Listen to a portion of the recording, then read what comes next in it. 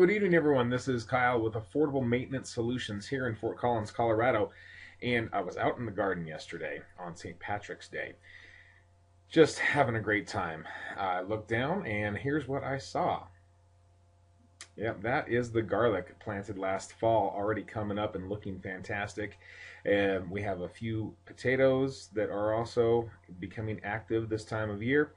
And it is time to plant. So, this is what the video is about tonight, is just sharing with you what you should be looking at to getting in the ground within the next 7 to 10 days. Now here in Colorado, we are looking at possibly a pretty dry spring. I don't know, I'm no weather forecaster, but it doesn't look good. So you want to get your cool weather vegetables in the ground. Start watering them regularly.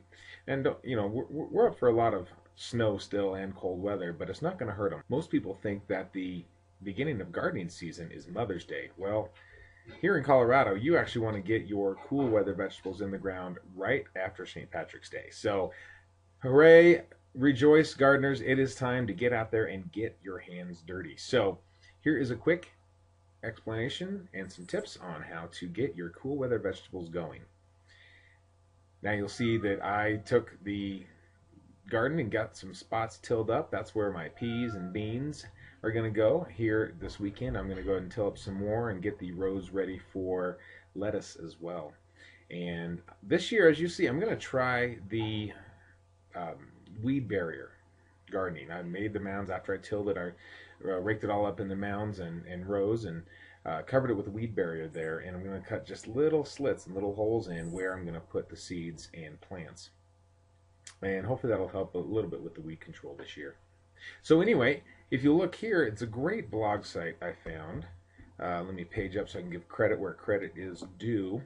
This is Mother Earth News. They are really fantastic resource for all things gardening, canning, homemade, oh geez, just everything. So visit Mother Earth News for some great resources. Now you'll notice we're looking at the central Midwest, which we're kind of in. We're more in the Rockies, northern area, but the guides for this map also talk about what you should be planting in Montana right now, which is nothing.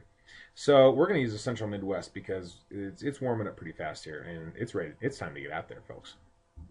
So real quick here, you scroll down, and you'll notice outdoors you can get your arugula, the beets, carrots. Oh, it's time to plant carrots. And remember, when you're planting things like carrots and lettuce and the stuff that you're going to have high yields on, go ahead and just plant a little bit now, maybe a third of what you plan on planting.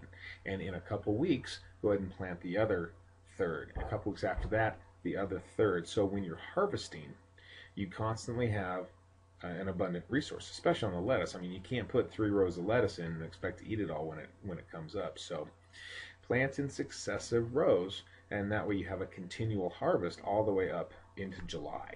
And as soon as that's done, you wait about 30 days, and boom, in August you're planting it again for your fall crop, and you're eating fresh carrots and lettuce, at least, and a lot of the cool weather vegetables all the way into October.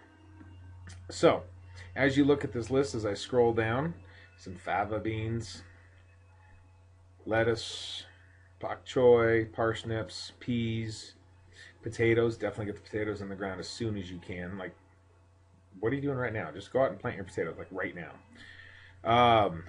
The rhubarb, what's that list on the right there? Oh, transplant. Yep, transplant the rhubarb. That stuff's hardy as a rock. I cut mine into 3 pieces last year. It was just out of control. So much rhubarb, we didn't know what to do with it. So we have a much smaller rhubarb plant this year, and I think it's going to do great. Anyway, spinach. Oh, spinach is another great cool weather crop. It is hardy. It will withstand anything except for the hailstorms that come through. But if you're like me, you've got tarps and everything at the ready, so when those hailstorms come rolling through, I leave like one end of my tarp staked down that I can just go over there and throw it over the plants, and hopefully, if I'm home, save them. We've all had our gardens devastated by those spring hailstorms, so do what you can to prevent that. And then, of course, your herbs. Get your chives, cilantro, parsley, all that kind of stuff. Go ahead and the cool weather herbs. Get them in the ground now. All right, that's pretty much it. Just a quick video. It's time, again, gardeners, go out there and get your hands dirty. Go start enjoying your garden. This is Kyle with Affordable Maintenance Solutions here in Fort Collins. We'll see you soon. Make sure you visit us on Facebook at facebook.com/AMSFTCollins or visit our blog at amsftcollins.com. Get helpful gardening and household tips and connect with your local handyman, gardener, and honey-do list specialists. That's amsftcollins.com.